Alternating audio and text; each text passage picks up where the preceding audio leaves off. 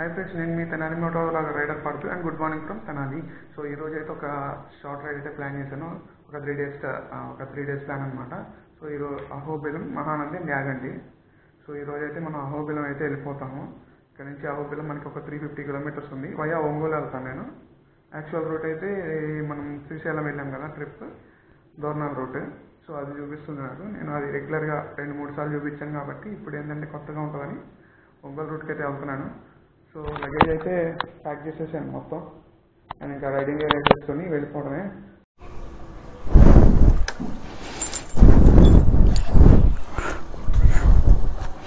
ఓం నమః శివాయ. సరే వెళ్ళొస్తా.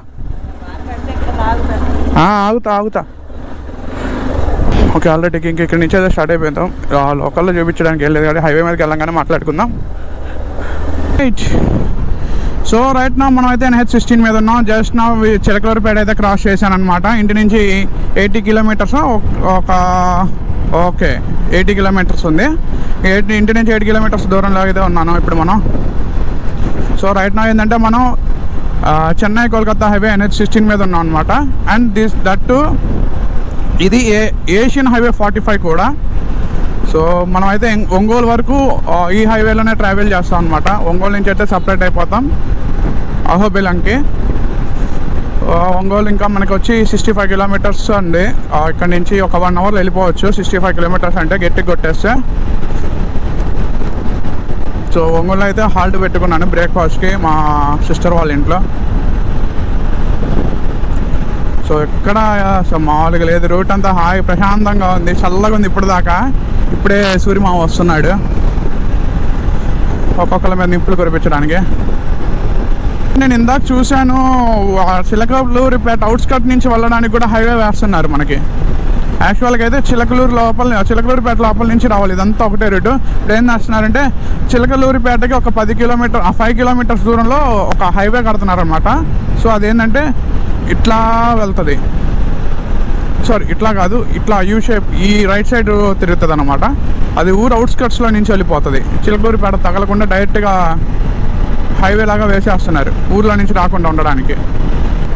సో రైట్ నౌ అయితే మనం గిద్దలూరు వెళ్ళే రూట్లో ఉన్నాం అనమాట. సో ఇది చీమకుర్తి గిద్దలూరు ఆ రూట్లో వెళ్తున్నాం ఇప్పుడు మనం. ఇక్కడ నుంచి అయితే మనకి 220 చేంజ్ ఉంది. మధ్యాహ్నం 2:30-3 వెళ్ళిపోతామని చూపిస్తుంది గూగుల్ టైం అయితే. 2:50 చూపిస్తుంది రీచింగ్ టైమ్. 4 అవర్స్ చూపిస్తుంది అనమాట. సో యాక్చువల్గా అయితే అసలు రూట్ ఏంటంటే మార్కాపురం రూట్. లాస్ట్ టైం వెళ్ళాం కదా శ్రీశైలం, ఆ రూట్ అనమాట. నేను కావాలని ఒంగోలు రూట్ వచ్చాను. మార్కాపురం రూట్ ఉంది కానీ అది బాగా లాంగ్ అవుతుంది కొంచెం. నాకైతే కొంచెం లాంగ్ అనిపించింది, అందుకే నేను ఇటు పెట్టుకున్నాను. ప్లస్ ఇటు కూడా కొంచెం లాంగే కానీ ఇదేంటంటే ఫ్రీగా వెళ్ళిపోవచ్చు, పెద్ద ట్రాఫిక్స్ అవి ఉండవు. అటు ఏంటంటే కొంచెం రూట్ బాగోదు. సో అటు సైడ్ ఏంటంటే రూట్ బాగోదు మనకి, మార్కాపురం సైడ్ అదంతా. సో టైం కూడా ఎప్పుడుకో చూపిస్తుంది. సో అందుకని చెప్పి నేను ఒంగోలు రూట్ పెట్టేసుకున్నా. ఒంగోలు గిద్దలూరు, చీమకుర్తి ఈ రూట్లో వెళ్ళిపోవచ్చు అనమాట. ఇప్పుడైతే ప్రజెంట్ మనకి ఇంకా 220 కిలోమీటర్స్ అయితే ఉంది అహోబిలం. సో రైట్ నౌ అయితే ఇప్పుడే పొదలు దాటాము. ఇప్పటిదాకా రైడ్ అయితే చాలా పీస్ఫుల్గా నడిచింది. పొదలులో మాత్రం కొంచెం ట్రాఫిక్ ఉంది, అక్కడే ఒక పావు గంట తినేసింది. కాకపోతే చాలా అంటే చాలా ట్రాఫిక్. అంటే ఇక్కడ గ్రనైట్ మైన్స్ ఉన్నాయి. ఆ గ్రనైట్ మైన్స్ పొదల్లో నుంచి ఆ గ్రనైట్ కొట్టిన మొక్క ఉంటుంది కదా, గ్రనైట్ మొక్క. సో అవన్నీ పొదల్లో నుంచి తీసుకెళ్తున్నారు కొంచెం. అండ్ ఇంకా ఇక్కడ నుంచి అయితే మనకి 165 కిలోమీటర్స్ ఉంది. 3 అవర్స్ అయితే చూపిస్తుంది గూగుల్ మ్యాప్స్లో. సో అహోబిలం చరిత్ర నేను చెప్పాలంటే ఆ అహోబిలానికి ఆ పేరు ఎలా వచ్చిందంటే, పూర్వం హిరణ్యకశ్యపుడు అనే ఒక రాజు ఉండేవాడు. తను అసురులకు రాజు, రాక్షసులకి రాజు అన్నమాట ఆయన. సో ఆయనకి ఒక బిడ్డ పుట్టాడనమాట, ఆయన పేరే ప్రహ్లాదుడు. సో హిరణ్యకశ్యపుడు ఏంటంటే పరమశివ భక్తుడు. అయితే ఈ ప్రహ్లాదుడు ఏంటంటే విష్ణు భక్తుడు అనమాట, పరమ విష్ణు భక్తుడు అనమాట ప్రహ్లాదుడు. హిరణ్యకశుడికి అది నచ్చలేదు. హిరణ్యకశిపుడికి ప్రహ్లాదుడు విష్ణు భక్తుడిగా ఉండడం నచ్చల. ఆయన్ని చాలా ఫోర్స్ చేశాడు, నువ్వు ఎట్లయినా సరే శివభక్తుడిగా మారు, నువ్వు ఒక శైవుడిగా మారు అని చెప్పి చాలా ఫోర్స్ చేశాడు. ఫోర్స్ చేయడమే కదా, ఆయనకి చాలా టార్చర్ పెట్టాడు. ఎలా అంటే లోయల్లో నుంచి తోసేయడం, చంపడానికి, అగ్నిగుండంలో తోసేయడం, అలా చాలానే చేశాడు. ఇలా ఎన్నో చేశాడు కానీ ఎక్కడా ఆయనకి ఏమీ కాల. ప్రహ్లాదుడికి శ్రీ మహావిష్ణువు ఆయన కాపాడుతానే వచ్చాడు. చాలా చిన్న పిల్లవాడు ప్రహ్లాదుడు. సో ఇంకా ఇట్లా కాదు అని చెప్పి ఈయనే చంపుదామని చెప్పి చూస్తాడు ప్రహ్లాదుడిని హిరణ్యకశుడు. సో ఇంకా కోర్టులోని ఎక్కడ ఉంటాడు నీ మహావిష్ణువు, ఎక్కడ ఉన్నాడు అసలు, ఏడు చూపించు అంటే అంతటా ఉంటాడని చెప్పి అంటాడనమాట ప్రహ్లాదుడు. అట్లా అని చెప్పి ఇంకేం చేస్తాడు, ఆ కోట ఏదైతే ఉందో ఆ కోటలోని స్తంభాలని పగలగొడతాడు. అలా ఒక్కొక్క స్తంభం పగలగొడుతుండగా చివరిగా ఒక స్తంభంలో నుంచి నరసింహస్వామి వస్తాడనమాట, ఆ స్తంభాన్ని చీల్చుకుంటూ. సో విష్ణుమూర్తి నరసింహస్వామి అవతారం ఎత్తింది అహోబిలంలో. సో ఇంకా అప్పటికప్పుడు హిరణ్యకశిపుని ఏం చేశాడంటే గడప మీద కూర్చొని, నట్టింట గడప మీద కూర్చొని ఆయన మోకాళ్ళ మీద పడుకోబెట్టి పొట్ట చీల్చి పేగులు తీసి మెడలో వేసుకొని చంపాడనమాట ఆయన్ని. చాలా ఉగ్ర రూపంతో వస్తాడు నరసింహస్వామి. సో ఇంకా అప్పుడు ఆ ఊరికి అహోబిలం అని వచ్చింది. ఆ అహోబిలం కూడా దేవతలు పెట్టారనమాట, అహోబిలం అని చెప్పి. అది కూడా ఎట్లా అంటే ఆయన ఉగ్ర రూపాన్ని, ఆయన శక్తిని, ఆయన బలాన్ని చూసి అహోబిలం అని చెప్పి అంటారు దేవతలు అందరూ. సో అహోబిలం అంటే మీనింగ్ ఏంటి మనకి ఇక్కడ? అహో అంటే గొప్పదైనది, బిలం అంటే బలం. సో దేవతలందరూ పైనుంచి ఆయన యొక్క బలాన్ని చూసి మెచ్చుకుంటారనమాట, అహోబిలం అని. సో అహోబిలం అంటే అహోబలం అని అర్థం. సో ఎంత గొప్పదైన బలం అని అర్థం.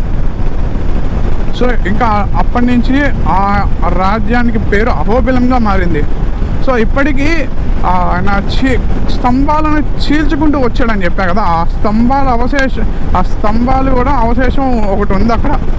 సో అహోబిలంలో 2 రకాలు ఉంటాయి, ఒకటి దిగువ అహోబిలం, రెండోది ఎగువ అహోబిలం. సో ఎగువ అహోబిలం అంటే ఏంటంటే రుద్రస్తంభం అని చెప్పి ఒకటి ఉంటుంది. సో అదేంటంటే అది 10 కిలోమీటర్లు ట్రెక్కింగ్ చేసుకుంటూ వెళ్ళాలి. చాలా టఫ్ అండ్ చాలా బాగుంటుంది కూడా ఆ ట్రెక్కింగ్ అనేది. సో ఆ పైన అది రుద్రస్తంభం అని చెప్పి అంటారు ఆ కొండని. ఆ పైన ఆ స్తంభం ఏదైతే ఆయన చీల్చుకొని వచ్చాడో ఆ స్తంభం మొక్క కూడా ఒకటి ఉండిద్దంట. అంతేకాకుండా అక్కడ కొన్ని రక్తపు మరకలు ఉంటాయి. సో ఆ రక్తపు మరకలు ఎవరివి అంటే హిరణ్యకశిపుడివి.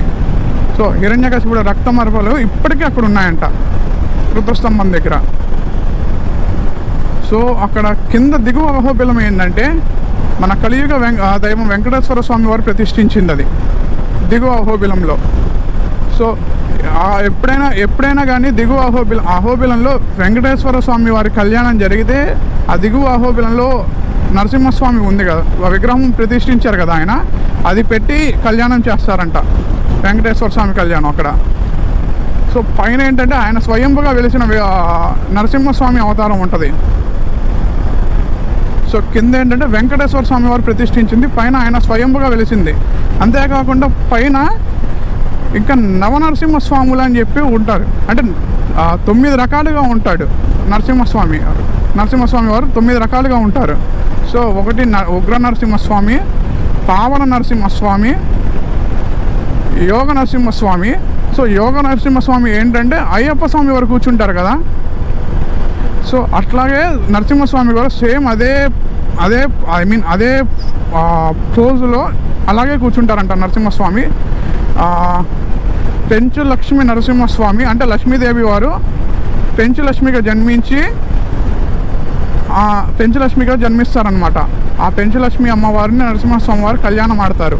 సో పెంచులక్ష్మి అమ్మవారితో ఒకటి ఉంటుంది, ఇంకా ఉన్నాయి నాకు తెలిసినైతే ఇవే.